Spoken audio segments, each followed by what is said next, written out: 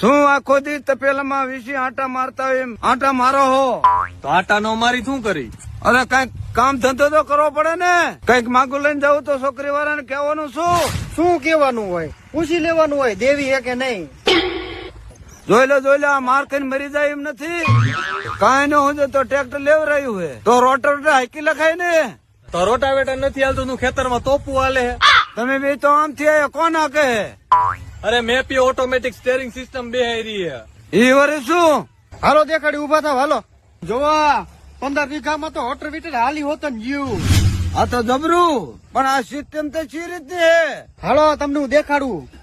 જોવો આ હે મેપ્યુ નું એન્ટીના, આ હે એની ડિસ્પ્લે. આ સિસ્ટમ ખુબ જ સારી છે અને પાછી વોટરપ્રૂફ છે, એટલે કે વરસાદની ઉપાધિ નહીં. અને આમાં બધા જ ફીચર અને બધા મોડ આવી જાય છે. એટલે કેવી રીતે? અરે એટલે સા તમારે સીધો કરવો હોય કે આડો કરવો હોય, ઊંધો કરવો હોય, બધી રીતે થઈ જાય.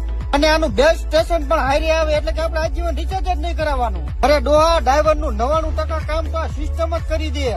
અરે ઉભા સાહે ટ્રેક્ટર મૂકીને તમે ચા પીવો ને તોય ઉપાધિ નહીં, ઓટોમેટિક એની રીતે ચાલુ જ રહે. માર્કેટમાં જેટલી સિસ્ટમ રહે ને એની કરતા બેસ્ટ અને એડવાન્સ છે.